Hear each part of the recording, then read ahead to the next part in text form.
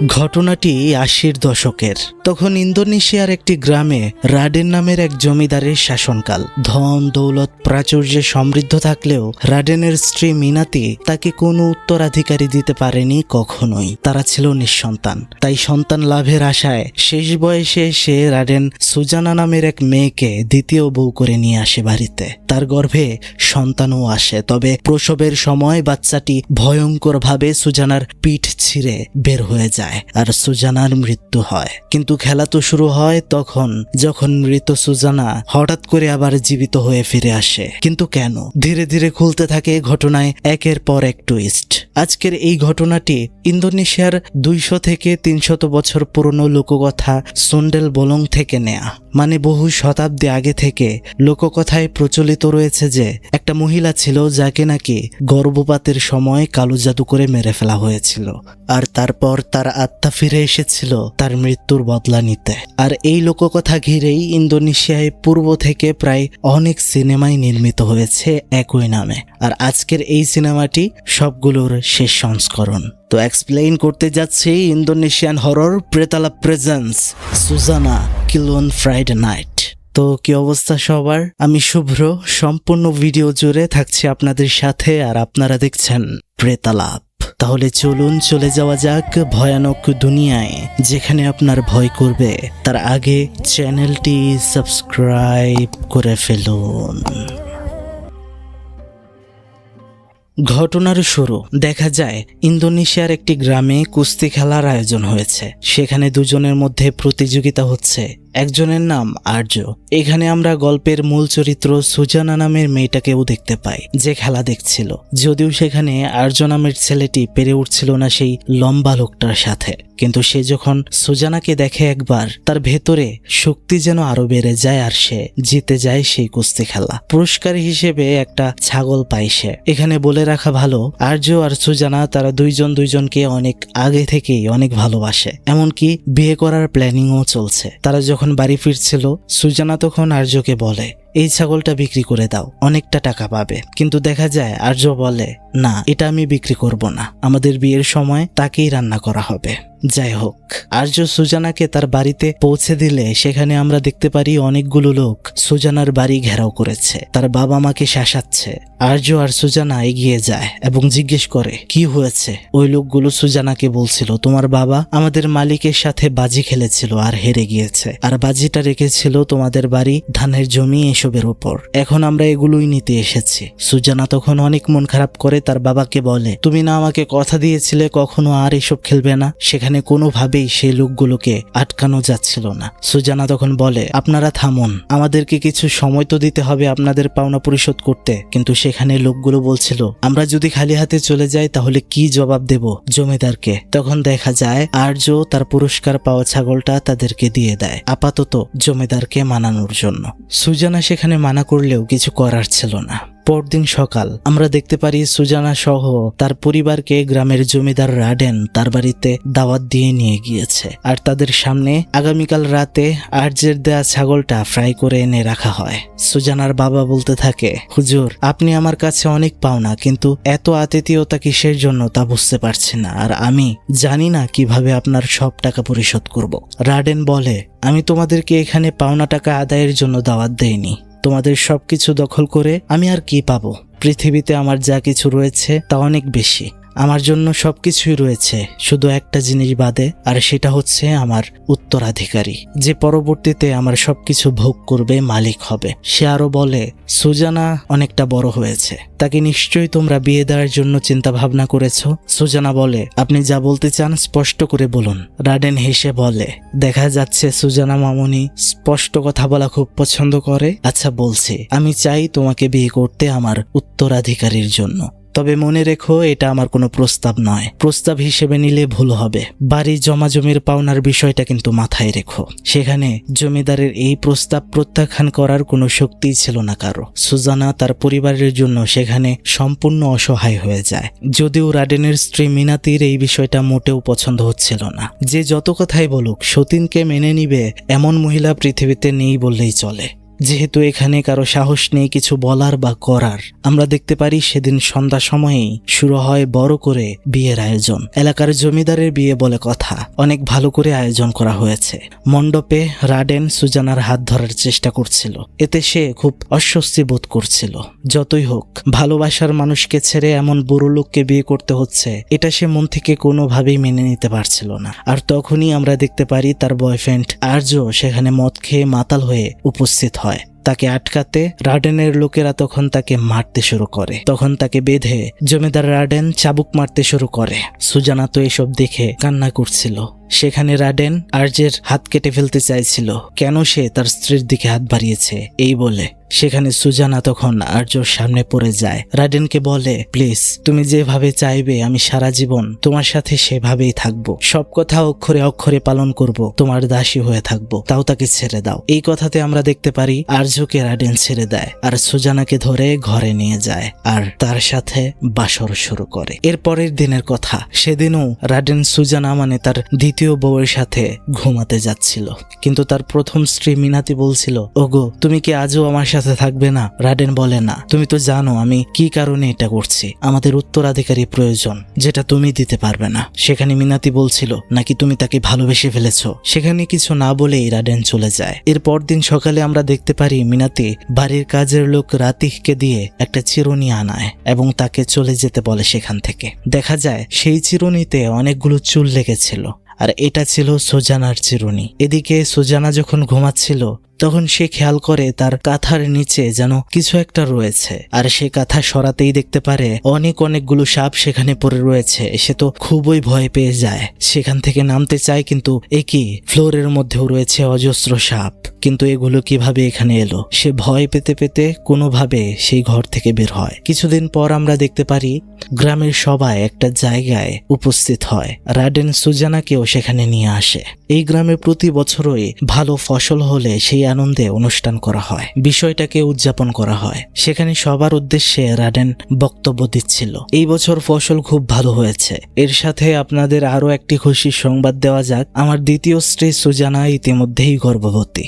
সবাই দোয়া রাখবেন যেন আমার উত্তরাধিকারী সুস্থভাবে পৃথিবীতে জন্মায়। গ্রামের লোক সবাই তো অনেক খুশি। তার সাথে দেখতে পাওয়া যায় দূর থেকে এসব কথা শুনছিল আর্য।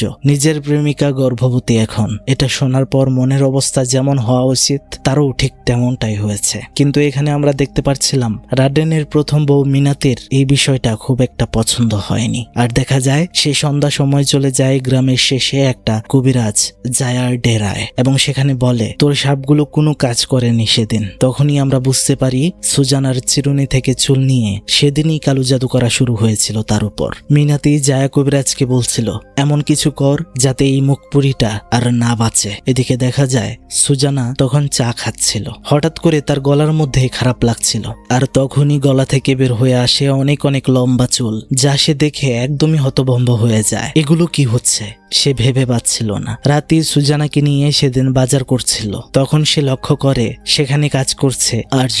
এটা দেখে তার সাথে কথা বলার জন্য সে সামনে যায়, কিন্তু আর্য তাকে দেখে সেখান থেকে চলে যেতে চাইছিল। সুজানা তার পেছন পেছন যায় এবং আর্যকে থামায়, বলে, তুমি কেমন আছো আর্য?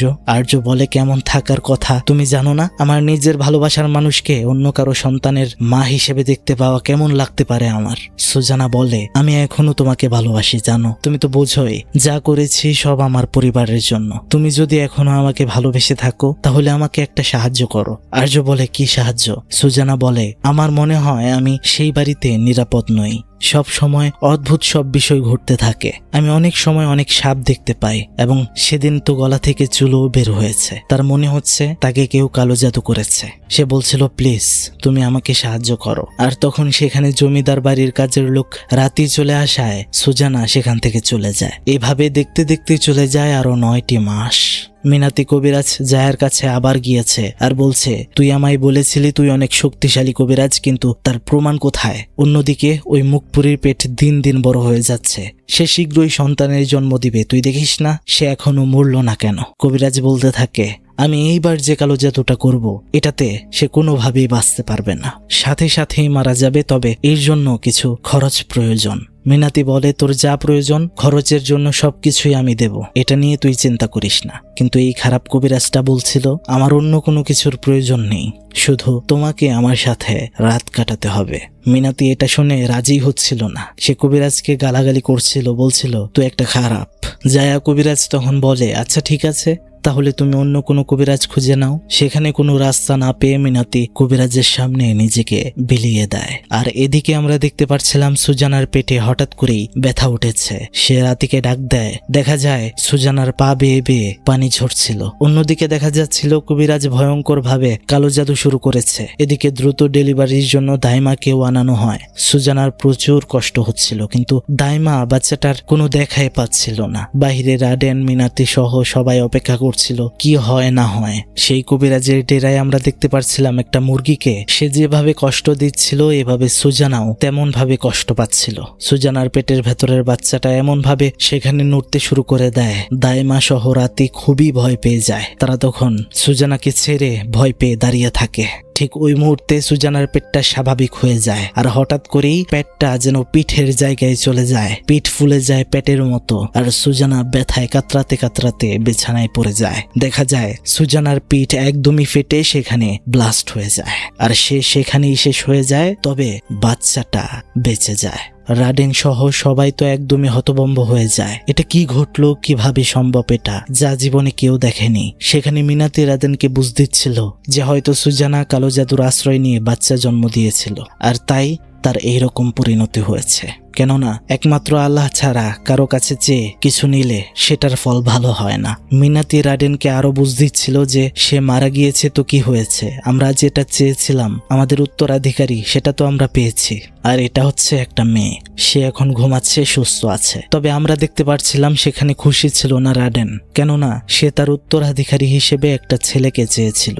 যাই হোক, এরপরের দিন সকালে রাতি যখন তার বাড়িতে ফিরছিল তাকে তখন সেখানে আর্য ধরে, বলে প্লিজ আমাকে একটা উপকার করে দাও, এই যে তাসবিটা আর দোয়ার বই, এটা তুমি সুজানাকে নিয়ে দিবে, তার অনেকটা উপকার হবে। সেখানে তখন রাতি কাঁদতে কাঁদতে বলে, সুজানা ম্যাডাম প্রসব করার সময় মারা গিয়েছে।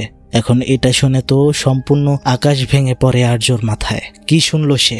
রাতে বলছিল তার বাচ্চাটা পিঠ চিরে বের হয়েছে তার, আর এটা হয়েছিল কালো জাদুর কারণে, এই কারণেই সে মারা গেছে। আর্য বলছিল কে করেছে তার উপর এমনটা, এটা আমাকে বলো, আমি তাকে ছাড়বো না। রাতে বলে, আমি জানি না, আমি এর বেশি কিছুই জানি না। তখন দেখা যায় সন্ধ্যা সময় আর্য সেখানে যায় যেখানে সুজানাকে কবর দেওয়া হয়েছে।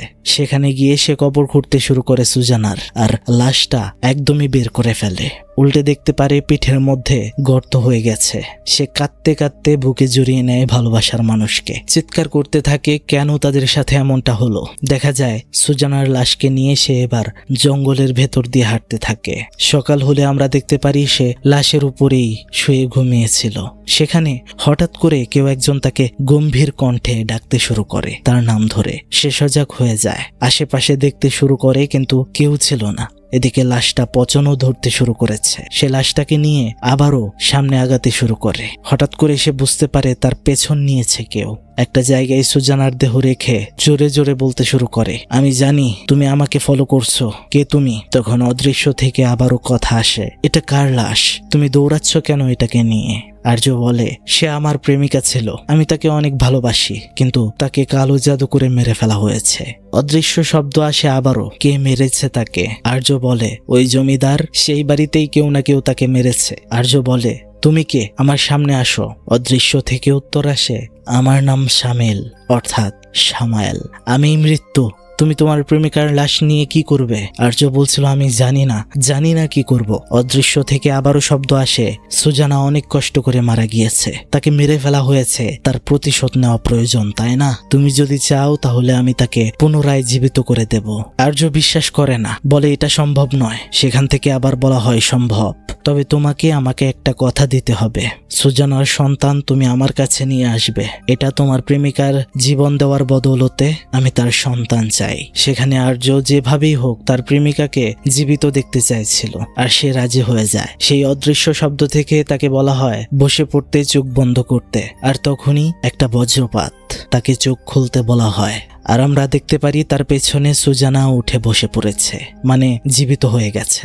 আর্য তখন সুজানাকে জড়িয়ে ধরে, বলে আমি ভাবিনি কখনো তোমাকে আবার ফিরে পাবো। কিন্তু সে দেখতে পারে সুজানার পেছনে সেই গর্ত হওয়া ক্ষতটা এখনো রয়েছে। সুজানা বলতে থাকে, আমার পিঠে কি হয়েছে, আমার বাচ্চা কোথায়? আর্য বলে, তোমার কি কিছুই মনে নেই? সুজানা বলে, হ্যাঁ মনে আছে, আমি তোমাকে তো অনেক মিস করেছি, আমি তোমাকে আর হারাতে চাই না। ঠিক তখনই সেখানে একটা কাকের আওয়াজ, সেদিকে আর্য চাইতেই তারপর আবার সুজানার দিকে চেয়ে দেখে সেখানে সুজানা নেই, উধাও। আমরা দেখতে পারি সে চলে গিয়েছে জঙ্গলের পাশে একটা বাড়িতে, যেখানে ঘরে একটা মহিলা তার বাচ্চাকে খাওয়াচ্ছিল, আর সে জানালা দিয়ে উকি দিয়ে তা দেখছিল। তখন সেখান দিয়ে একটা ফুচকাওয়ালা হেঁটে যাচ্ছিল। ফুচকাওয়ালা দেখতে পারে সাদা কাপড় পরিহিত মহিলাটির পেছন দিয়ে একটা বড় ছিদ্র, যা দেখে তো সে খুবই ভয় পেয়ে যায়। সেখান থেকে যেতে শুরু করে, কিন্তু তাকে সুজানা আটকে ফেলে। ফুচকাওয়ালা তো আবার সেখান থেকে যেতে চায় দৌড়ে, কিন্তু সামনে চলে আসে সুজানা আর বলে, আমি খেতে চাই, আমাকে খাবার দাও। ফুচকাওয়ালা এত ভয় পেয়ে যায় যে সে বলে, আমি তো চোখে দেখতে পাই না, তাই আপনাকে দেখেনি, আপনি বসুন, আমি আপনাকে খাবার দিচ্ছি। দেখা যায় এভাবে খাবার দিতে শুরু করে, কিন্তু এক প্লেট দিতে দেরি হয়, সুজানার খেতে দেরি হয় না। সেখানে ফুচকাওয়ালা লক্ষ্য করে দেখতে পারে তার ঘুগনিতে শুধু মানুষের চোখ আর রক্ত রয়েছে। এটা দেখে তো সে চিৎকার করতে শুরু করে। সুজানা বলতে থাকে, তুমি কি জানো আমি কে, আমি কোথায় থাকি? সেই লোকটি বলে, আমাকে মাফ করবেন, আমি এই গ্রামের বাসিন্দা নই, আমাকে কিছু করবেন না। সেখান দিয়ে আরো দুটি লোক যাচ্ছিল মোটর সাইকেল করে। সুজানাকে এই অবস্থায় দেখতে পেয়ে তারাও ভয় পেয়ে সেখানে পড়ে যায় আর সেখান থেকে ভাগে। ফুচকাওয়ালাও কোনো রকম ভাবে সেখান থেকে কেটে পড়ে। এদিকে গ্রামবাসীর মধ্যে এই খবরটা খুব দ্রুত ছড়িয়ে পড়ে। তারা গ্রামের দুই পাহারাদারকে বলে, সুন্ডেল বলং মানে লোককথায় প্রচলিত সেই মহিলা শয়তানকে তারা দেখেছে যার পেটে গর্ত।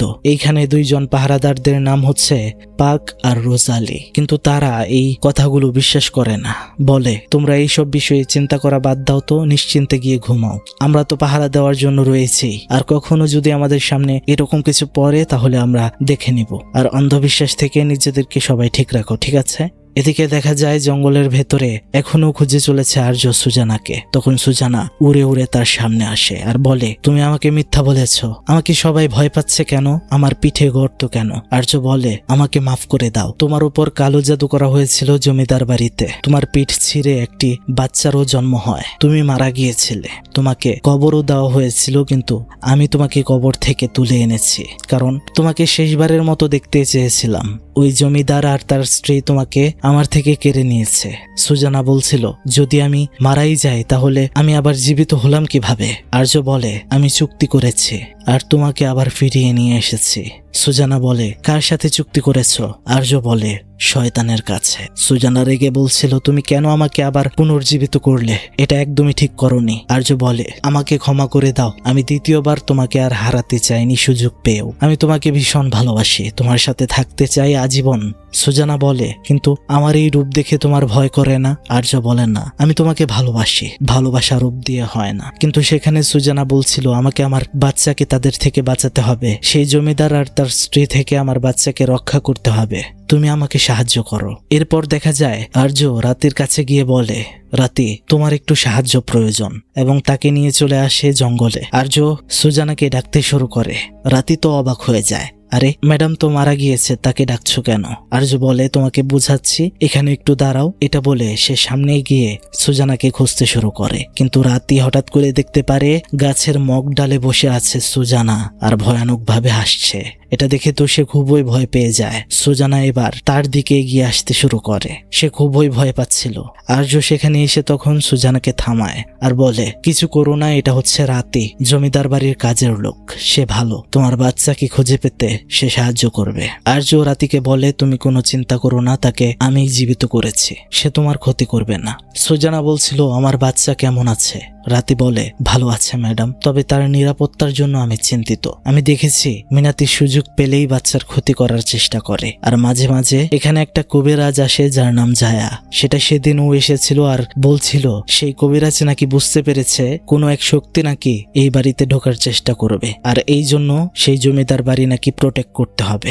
এই জঙ্গলের পাশেই সেই কবিরাজের আস্তানা, আর মিনাতেই এই কবিরাজের মাধ্যমে সুজানা ম্যাডামের এই অবস্থা করেছে। আর্য তখন বলে, তার মানে আমরা এখন সেই বাড়িতে ঢুকতে পারবো না। সেই কবিরাজ মন্ত্র পড়ে বাড়িটা সুরক্ষিত করে রেখেছে, একমাত্র তিনিই আবার এটা খুলতে পারেন। আর এরপরেই সুজানা সেই বাড়িতে ঢুকতে পারবে। রাতে তখন আর্যকে নিয়ে চলে যায় সেই কবিরাজের ডেরায়। কবিরাজ তাদের জিজ্ঞেস করে, তোমরা কেন এখানে এসেছো? আর্য বলে, তুমি জমিদার রাডেনের বাড়ি সুরক্ষিত করে রেখেছো যেন কোনো আত্মা বা কিছু সেখানে প্রবেশ না করতে পারে, কিন্তু এটা তোমাকে সরিয়ে ফেলতে হবে। কবিরাজ বলে, আমি এটা কেন করব? আর্য বলে, সেখানে একটা বাচ্চা শিশু আছে। সেই জমিদার বাড়িতে রাডেন আর তার স্ত্রী মিনাতির কাছে সেই বাচ্চাটিকে আমরা সুরক্ষিত মনে করছি না। তাই জন্য তার মা মারা যাওয়ার পরে আবারও ফিরে এসেছে তার সন্তানকে কাছে পাওয়ার জন্য। তোমার এই সুরক্ষিত মায়াজাল ভেদ করে সে বাড়িতে ঢুকতে পারছে না, তাই তুমি এই সুরক্ষাটি খুলে দাও, নয়তো মৃত সুজানা তোমার কাছে আসবে তোমাকে শায়েস্তা করতে। অন্যদিকে দেখতে পারছিলাম সেই কবিরাজের ডেরাতে সুজানা প্রবেশ করার চেষ্টা করছিল, কিন্তু সে পারে না। কবিরাজ তখন হাসতে হাসতে বলে তাদেরকে, তোমাদের কি মনে হয় আমার তাবিজের শক্তি ভেঙে তার মতো আত্মা প্রবেশ করতে পারবে এখানে? সেটা কোনোভাবেই সম্ভব নয়। আমিই তো তাকে শেষ করেছিলাম। এখন এই কথা শুনে আর্য অনেকটা রেগে যায় আর সেখানে থাকা একটা তলোয়ার নিয়ে তাকে আঘাত করতে চায়, কিন্তু আমরা দেখতে পারি একটা পুতুলের সাহায্যে সম্পূর্ণ বশে নিয়ে ফেলে আর্যকে সেই কবিরাজ। কিন্তু আমরা দেখতে পারছিলাম পেছন থেকে রাতি কবিরাজকে আঘাত করার চেষ্টা করেও ব্যর্থ হয়। কবিরাজ বলছিল, এই মেয়ের সাথে তোমার সম্পর্ক কি, আর সে কিভাবে জীবিত হলো? আর্য বলে, সে আমার প্রেমিকা ছিল, আমি তাকে জীবিত করেছি। জায়া কবিরাজ তখন বলে, তুমি জানো না, বুঝতে পারছো না, যাকে মৃত্যুর পর জীবিত করা হয় সে কখনোই আর আগের মানুষটি নয়, সে খুবই বিপজ্জনক। যাই হোক, আমার এখানে এসে তোমরা ভুল করেছো। যারাই আমার বিরোধিতা করে আমি তাদেরকে ছাড়ি না। এই বলে সে আর্যকে মারতে গেলে আমরা দেখতে পারি রাতি এবার সামনে চলে আসে আর তার পেটে ছুরি ঢুকে যায়। কিন্তু সে এখানে একটা কাজ করে, কবিরাজের গলায় থাকা তাবিজটা খুলে আগুনের মধ্যে ছুঁড়ে ফেলে দেয়। এতে দেখা যায় কবিরাজের শক্তি শেষ হয়ে যায়, সুজানা ভেতরে প্রবেশ করতে পারে, কিন্তু রাতি সেখানেই মারা যায়। কবিরাজ আর্যকে অজ্ঞান করে ফেলে, আর যখনই সে একদমই শেষ করতে যাবে আর্যকে, তখনই সেখানে সুজানা উপস্থিত হয় আর কবিরাজের মাথায় এমন চাপ দিয়ে ধরে যে একদমই মাথাটা একেবারেই থেতলে ফেলে, আর সেখানেই তার বীভৎস মরণ হয়। এদিকে আমরা দেখতে পারি জঙ্গলের মধ্যে দুই পাহারাদারকে, পাক আর রোজালি, যাদেরকে গ্রামবাসী বলেছিল পিঠে ছিদ্র হওয়া একটা শয়তান ঘুরে বেড়াচ্ছে এই গ্রামে। এখন সেই সব কথা শুনে সেটাকে ধরার জন্য তারা জঙ্গলের মধ্যে একটা ফাঁদ পাতে। আমরা দেখতে পারি সুজানা সেখান দিয়ে যাওয়ার সময় সেই ফাঁদের ভেতরে আটকে যায়, কিন্তু তারা যখন সেখানে যায় তারা গিয়ে দেখে সেটা আর কেউ নয়, তাদের জমিদারের দ্বিতীয় বউ সুজানা। এখন তারা কিন্তু জানে না যে সুজানা মারা গিয়েছে। তারা তাকে জিজ্ঞেস করে, ম্যাডাম আপনি এখানে কি করছেন এত রাতে? সুজানা বলে, আপনাদের জমিদার রাডেনের সাথে একটু মন কালাকালি হয়েছে আমার, এর জন্য এই রাতে বাহিরে চলে এসেছি। এখন জঙ্গলের মধ্যে একা এভাবে থাকা উচিত নয়, জমিদারকে তো খবর দিতে হবে। তাই রোজালি পাককে রাডেনের কাছে পাঠায় এবং পাক গিয়ে রাডেনকে বলে, সাহেব আপনার স্ত্রীর সাথে মনে হয় আপনার ঝগড়া হয়েছে, তাকে তো আমরা জঙ্গলের মধ্যে পেয়েছি আর তাকে বাঁচিয়েছি। এখন রাডেন মনে করে পাক হয়তো মিনাতির কথা বলছে। সে বলে, কি বলিস, মিনাতি এত রাতে কোথায় যাবে? সেখানে পাক বলছিল, আরে সাহেব এটা মিনাতি না, এটা আপনার দ্বিতীয় বউ সুজানা। এখন এটা শুনে তো রাডেন একদমই অবাক হয়ে যায়, এটা কোনোভাবেই সম্ভব নয়। তারা জঙ্গলের দিকে এগিয়ে যায় দেখার জন্য। অন্যদিকে রোজালি একটু প্রকৃতির ডাকে সাড়া দিতে অন্যদিকে গেলে সেখানে আর্য আসে আর সুজানাকে বলে, তোমাকে এখন দুজন পাহারাদার জীবিত দেখে ফেলেছে, তাই সাবধানে থাকতে হবে। আর যেহেতু দেখেই ফেলেছে এখন তাদেরকে সম্পূর্ণ বিষয়টাও বলতে হবে আমাদের। তার অবশ্য ভালো মানুষ, এটা বলে সেখান থেকে চলে যায়। অন্যদিকে জমিদার রাডেন সহ সবাই এসে এখানে দেখতে পারে এটা তো সুজানা নয়, এটা অন্য একটা মেয়ে। কিন্তু তখনও সেই দুই পাহারাদার সেখানে সুজানাকেই দেখতে পারছিল। জমিদার রাডেন অনেক রেগে যায়, বলে, তোরা একটা আহাম্মক, এই রাতে আমার সাথে মশকরা করার জন্য আমাকে এখানে এনেছিস? আমার স্ত্রী সুজানার চেহারা তোরা দেখিসনি? এটা বলে সেখান থেকে সে চলে যায়। এখন তারা বলা বলি করছিল যে তাহলে এই মহিলাটাকে আমরা কি করব? এত রাতে মহিলাটাকে তো একা ছাড়া উচিত হবে না। তখন তারা সুজানাকে তাদের বাড়িতে নিয়ে যায় এবং কিছুক্ষণ পর সুজানাকে বলছিল, আপনার জন্য রান্না করে নিয়ে আসছে। কিন্তু সেখানে সুজানা বলে, আমার জন্য এত কষ্ট করতে হবে না আপনাদের, আমি নিজেই রান্না করে আনছি। তাদের সেখানে সন্দেহ হচ্ছিল, ভাবছিল এই মহিলাটাই সেই শয়তান নয় তো। এর মধ্যেই দেখা যায় সুজানা তাদের জন্য রান্না করে আনে, খেতে বলে, কিন্তু পাক হঠাৎ করেই দেখতে পারে সেগুলো কোনো খাবার নয়, সেগুলো ছিল পোকামাকড়ে ভরা। সুজানা তখন পিছন দিকে ঘুরে তার পিঠটা তাদেরকে দেখায়। এটা দেখে তো তারা খুবই ভয় পেয়ে যায়। তারা ভাবে আর হয়তো রক্ষা নেই, সেখান থেকে পালানোর চেষ্টা করে কিন্তু পারে না। এরপরেই দেখা যায় তাদের দুজনকে বসিয়ে সম্পূর্ণ ঘটনাটা আর্য তাদেরকে বলে, আর বলে আমাদেরকে তোমাদের সাহায্য করতে হবে, সেই জমিদার বাড়িতে সুজানাকে ঢুকাতে হবে। দেখা যায় তারা রাজিও হয়, বলে তারা সুজানা ম্যাডামের সাথে অনেক খারাপ করেছে, আমরা সম্পূর্ণ চেষ্টা করব তোমাদের সাহায্য করতে। এদিকে দেখা যায় মিনাতি সেই কবিরাজের বাড়িতে গিয়ে দেখতে পারে কবিরাজকে কেউ ভয়ঙ্কর ভাবে মেরে ফেলেছে। এবার তো সে খুবই ভয় পায়। রাতে যখন আয়নার সামনে চুল আঁচড়াচ্ছিল তখন তার মনে হয় চুলগুলো বেশ লম্বা। এবার যখন সে উপরে যায় দেখতে পারে তার উপরে ভয়ঙ্কর ভাবে উল্টো হয়ে সুজানা ঝুলছে। সে তো চিৎকার দিয়ে পড়ে যায়, কিন্তু সেটা আবারও গায়েব হয়ে যায়। তখনই সেখানে আবারও সুজানা এসে তাকে ভয় দেখায়, কিন্তু দেখা যাচ্ছে এখানে চলে আসে রাডেন। মিনাতি তখন রাডেনকে বলতে থাকে এই বাড়িটাকে বন্ধ করার জন্য তুমি কাউকে টাকা দিতে পারবে প্লিজ? রাডেন বলে কেন? মিনাতি বলছিল সুজানা ফিরে এসেছে, সে আমাকে মেরে ফেলবে, সে আবার জীবিত হয়ে গিয়েছে। আমি যে কবিরাজকে দিয়ে আমাদের বাড়িটা বদ্ধ করেছিলাম তাকেও সে মেরে ফেলেছে। কিন্তু রাডেন বিশ্বাস করছিল না। এবার দেখা যায় মিনাতি রাডেনকে বিশ্বাস করানোর জন্য কবরস্থানে নিয়ে যায় যেখানে সুজানার কবর দেওয়া হয়েছিল। সেখানে গিয়ে দেখায় এই যে দেখো সুজানার কবরটা ফাঁকা, সে উঠে চলে গিয়েছে। এই সব কথা শোনার পর রাডেন বুঝতে পারে এখানে কিছু একটা সমস্যা রয়েছে। সে মিনাতিকে বলতে থাকে সুজানা আমাদের উপর প্রতিশোধ নেবে কেন? তাহলে তুই কি তার উপর কালো জাদু করেছিলিস? তুই এটা কেন করতে গেলি? মিনাতি তখন বলে আমাকে মাফ করে দাও প্লিজ, কিন্তু আমি খুবই ঈর্ষান্বিত ছিলাম। আমি তোমার পাশে কাউকে আর দেখতে পারতাম না, এজন্য এমনটা করেছি। এখন আমাদের উপর ঘোর বিপদ, সে আমাদেরও মেরে ফেলবে। এবার আমরা দেখতে পারছিলাম। এই সব কথা শোনার পর রাডেন তার বাড়িটা সংরক্ষিত করার জন্য আরো একজন শক্তিশালী কবিরাজকে নিয়ে আসে। সেই কবিরাজ বাড়িটাকে বন্ধ করতে শুরু করে। সে সুজানার বাচ্চাটাকে দেখে বলে যেহেতু ওই মহিলাটার বাচ্চা এখনো বেঁচে রয়েছে, যদি কোনো অতিপ্রাকৃতিক সত্তার ধারা সেই মহিলা আবারও বেঁচে উঠে থাকে তাহলে অবশ্যই তার বাচ্চার জন্যই সে এখানে আসবে। সেই কবিরাজ মিনাতিকে একটা আয়না দেয় আর ছুরি দিয়ে বলে এইগুলো দিয়েই তুমি বুঝতে পারবে, চিনতে পারবে সুজানাকে যদি কোনো ছদ্মবেশ নিয়ে ঢোকার চেষ্টা করে। এটা বলে সে চলে যায়। সেদিন রাতে গ্রামের মধ্যে একটা অনুষ্ঠান চলছিল, সবাই সেখানে ছিল, কিন্তু জমিদারের বাড়ির সামনে তার লোকজনরা পাহারা দিচ্ছিল। অনুষ্ঠানে যাচ্ছিলই না, কেননা এটা রাডেনের আদেশ।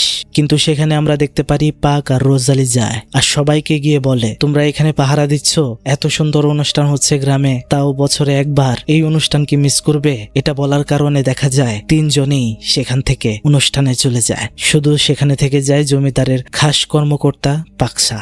রোজালি আর পাক তারা চেষ্টা করছিল তাকেও সেখান থেকে সরানোর জন্য, কিন্তু সম্ভব হচ্ছিল না। তখনই সেখানে রাতে আসে। এখন সে কোথা থেকে এলো আমরা তো জানি সে মারা গিয়েছে। পাকসা তাকে বলছিল আরে তুই এতদিন কোথায় ছিলে? সে উত্তরে বলে আমি বাড়িতে ছিলাম, মা অনেক অসুস্থ ছিল তাই বাধ্য হয়ে থাকতে হয়েছে। সেখানে রাডেন আসে আর বলে ঠিক আছে, আর যেন এমনটা না হয়, ভেতরে যাও। তাকে স্বাভাবিকভাবেই বাড়িতে ঢুকতে দেওয়া হয়। রাডেন আরো বলছিল বাকি লোক কোথায় গিয়েছে? পাকসা বলে ওই তো গ্রামের অনুষ্ঠানে। তখন সে তার লোকগুলোকে সেই গ্রামের অনুষ্ঠান থেকে আনতে যায়। এদিকে রাতে ঘরে প্রবেশ করার পর মিনাতি তাকে জিজ্ঞেস করে তুই এতদিন কোথায় ছিলি? সে সেটাই বলে যেটা সে বাহিরে বলেছিল। বলে আমার মা অসুস্থ ছিল ম্যাডাম, আমি রাডেনকেও বলেছি, এখন আমি একটু বাচ্চাটাকে দেখতে যাচ্ছি। এটা বলে সে বাচ্চা যে রুমে রয়েছে সেখানে চলে যায়। কিন্তু আমরা দেখতে পারি মিনাতি কেমন যেন একটা খারাপ গন্ধ পাচ্ছিল সেই ঘরে, কিন্তু রাতে গিয়ে সেই ঘরে বাচ্চাটাকে পায় না। সে যখন মিনাতির কাছে আসে জিজ্ঞেস করে বাচ্চাটি কোথায়? মিনাতি বলে আমাদের শোবার ঘরে গিয়ে দেখ। সে যখন সেদিকে যাচ্ছে মিনাতি সেই কবিরাজের দেয়া আয়নাটা রাতের দিকে ধরলে সে দেখতে পারে রাতের পিঠে বিশাল বড় এক ক্ষত। সে বুঝতে পেরে যায় এটাই হলো সুজানা। তার ভয়ে হাত থেকে আয়নাটা পড়ে গিয়ে ভেঙে যায়। সুজানাও বুঝে ফেলে তাকে মিনাতি চিনে ফেলেছে। সেটা তখনই তার সামনে তার মাথাটা 360 ডিগ্রি অ্যাঙ্গেলে ঘুরিয়ে ফেলে। মিনাতি খুবই ভয় পেয়ে যায়। বাড়ি সব আলো নিভে যায়, দরজা লেগে যায়, অন্ধকার হয়ে যায়। জমিদারের কাজের লোক পাকসা ভেতরে ঢুকে দেখতে পারে সব অন্ধকার, কিন্তু কি যেন একটা শব্দ হচ্ছে। সে বেশ আতঙ্কিত হয়ে যায়। আয়নাতে সে দেখতে পারছিল সুজানাকে, কিন্তু বাস্তবে কোথাও খুঁজে পাচ্ছিল না। তখনই ভয়ঙ্কর ভাবে এক সময় সুজানা তার সামনে চলে আসে। সে পালাতে চেষ্টা করে কিন্তু পারে না। সুজানার পিঠের ছিদ্র থেকে পচা পোকাগুলো পড়ছিল তার মুখে। তখনই সুজানা তাকে অন্য একটা ঘরে টেনে নিয়ে একদমই শেষ করে দেয়। এবার আমরা দেখতে পারি সেই গ্রামের অনুষ্ঠান থেকে রাডেন তার লোকদেরকে নিয়ে বাড়িতে এসে পৌঁছায়, আর ঘরের ভেতরে পৌঁছে দেখে এই অবস্থা। পাকসার খন্ড খন্ড দেহ পড়ে রয়েছে ফ্লোরে। সে তার নিজের ঘরে গিয়ে দেখতে পারে বাথরুম থেকে আওয়াজ হচ্ছে। সেখানে গিয়ে দেখা যায় মিনাতি ভয়ে লুকিয়ে বসে রয়েছে। সেখানে মিনাতি তাকে সবকিছু খুলে বলে।